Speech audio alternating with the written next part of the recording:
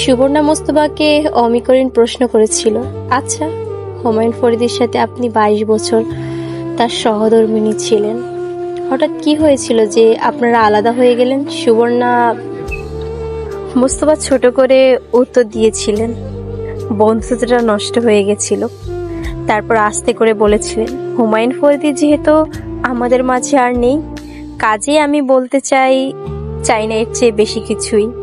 কারণ যদি আমি বলি তাহলে ওর কথা বলার জায়গাটা নেই। আমি অবাক হয়ে দেখেছিলাম নিজের প্রাক্তনকেও কিভাবে এতটা সম্মান করতে হয়। এই সম্মানটা আসে কিভাবে জানেন? বন্ধুত্ব থেকে।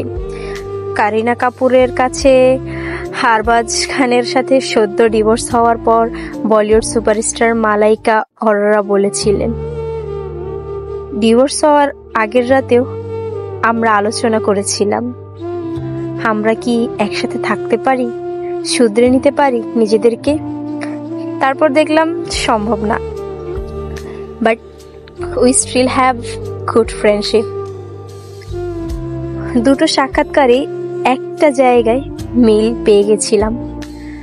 মালাইকা আর সুবর্ণা দুজনেই বলেছিলেন, কাছে থেকে সম্মান হারিয়ে ফেলার চেয়ে দূরে গিয়ে সম্মান রাখাটা বেশি সম্মানের। তারা সেই স্বামীরূপী প্রেমিককে মিস করেনি, মিস করেছেন বন্ধুত্বের সম্পর্কটাকে। মানুষ আসলে প্রেমিক প্রেমিকা খোঁজে না, মানুষ খোঁজে বন্ধু। প্রেমিকের কাছে প্রাক্তন প্রেমিকের কথা যতটা সহজে বলা যায়, তার চেয়ে বলা যায় বন্ধুত্বের কাছে। এজন্য কেউ যখন সুবর্ণার মতো 22 বছরের সম্পর্ক মালাইকার মতো 16 বছরের সংসার ছেড়ে যায়, তখন আমি ভাবি আর একটু সহ্য করা কি যেত না? কিন্তু কিসের অভাবে কেউ ছেড়ে যায় তা আমরা কেউই বুঝি না। তিক্ত হলেও সত্যি, প্রেমিক ছাড়া এক জীবন বেঁচে থাকা যায়, বন্ধু ছাড়া যায় না। এই জন্য প্রেমিকের এগিয়ে দেওয়া হাতে হাত রেখেও আমরা খুঁজে বেড়াই সেই বন্ধুটাকে, যাকে বলা যায় প্রথম প্রেম ভাঙার কষ্ট, প্রথম মোচড় অনুভূতি, প্রথম স্পর্শের আবেগ। আমাদের জানাতে ভালো লাগে আমাদের অনুভূতিগুলো আসলে কেমন।